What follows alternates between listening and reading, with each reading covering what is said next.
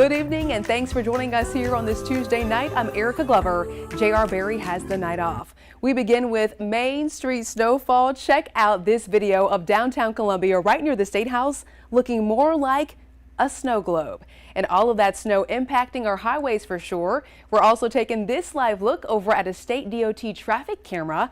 This is I-77 South right at Bluff Road. Snow covering the roads, making it nearly impossible to see the medians, which is why we're continuing team coverage of our Weather Impact Alert Day. News 19 reporter Chris English is busy monitoring snowy road conditions along with updates from the National Guard. And then over in our Weather Center, Chief Meteorologist Efren Afante tracking tonight's impacts, plus when those road conditions could improve. Efren, how much longer is this snow sticking around? That is the biggest question.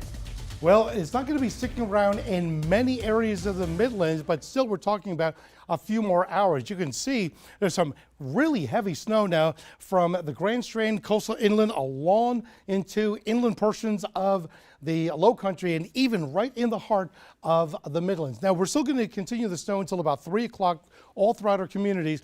We can see an additional trace up to maybe 2 inches of snow, and there's no doubt, and we'll talk about it with Chris English, that the roadways are already slick and hazardous. But you can see the snow that has been continuing over the last few hours. The one thing to take a look at, you see this big bright blue band.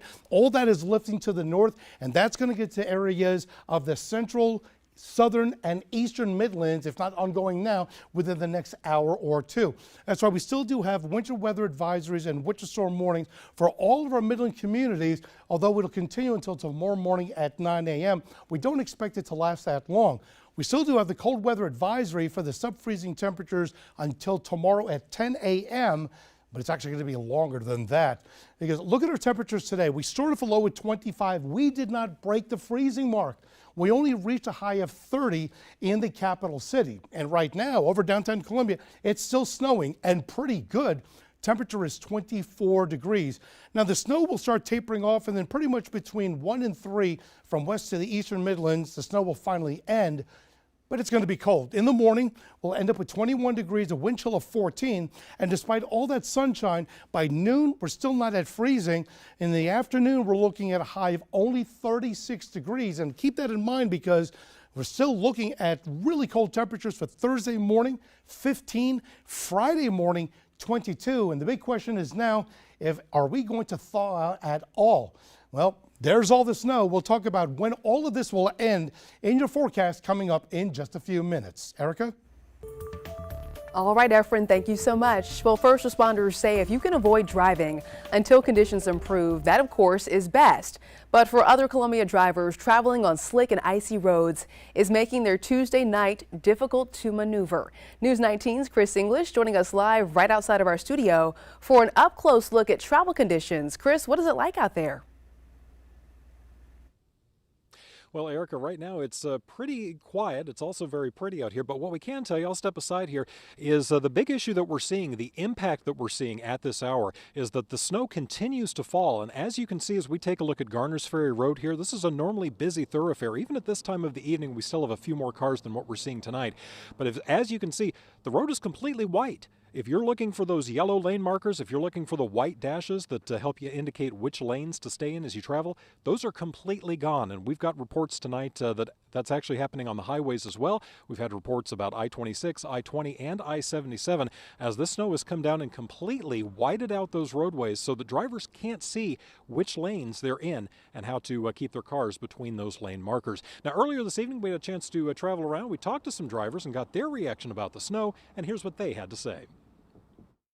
It's coming, and I think it's going to be a little bit more, so that's why I'm at the gas station now just trying to gas up, because usually when we get bad weather like that, the power usually go out. So if all that's failed, you can go to your car, crank it up and get warm, and use the cables inside if you need to charge anything.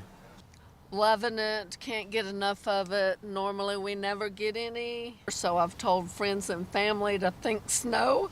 So far we hope it'll stick and be safe and have fun and enjoy. I don't like it.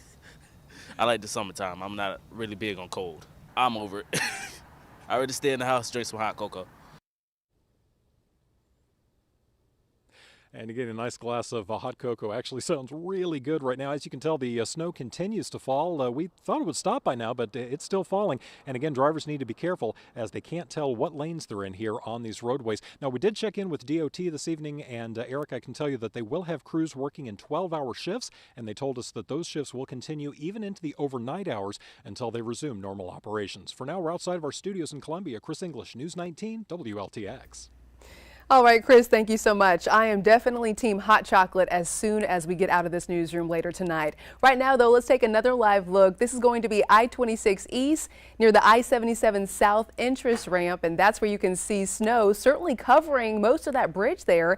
I was checking in earlier today, and I saw that cars were driving slower than usual. Also, moments ago, when I looked at other cameras, I saw hazard lights and then serious brake checks for cars truly just doing their best to steer clear of any kind of road hazards, which is certainly not easy to do in these kind of winter weather conditions. We're going to check back in for another live look at those slick highways in just a couple of minutes. Right now, though, as temperatures continue dropping, road crews are keeping a very close eye on highways in our areas. And to assist the State's Department of Safety and the SCDOT crews with keeping the roads clear, the South Carolina National Guard soldiers, they're now activated. 115 soldiers were put on active duty today.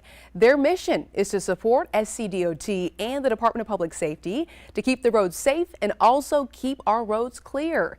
The vehicle recovery teams have been staged in 9 different counties across our state.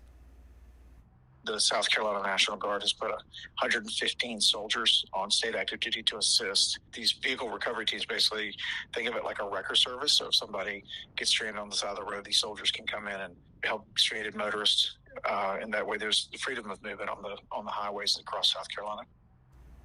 They are crucial, so thank you so much for your hard work. Tonight, we also know there are 14 teams from the National Guard positioned across the state, including 2 in Lexington County and then 1 over in Newberry. Our team coverage is continuing tonight, talking about warming shelters across the Midlands that are in non-stop mode, providing a warm place to sleep for the homeless. News 19's Shelly Garzone finding out how long their doors are going to stay open. It's very cold right now. Folks need to get off the street at night. Craig Curry, the president and CEO of Transitions Homeless Shelter, tells me the shelter has experienced a higher number of people arriving as the temperatures in the Midlands gets colder. To accommodate and given the winter weather Tuesday, the city of Columbia opened their Overflow shelter early. Our highest number so far has been 189. We were in the 150s last week.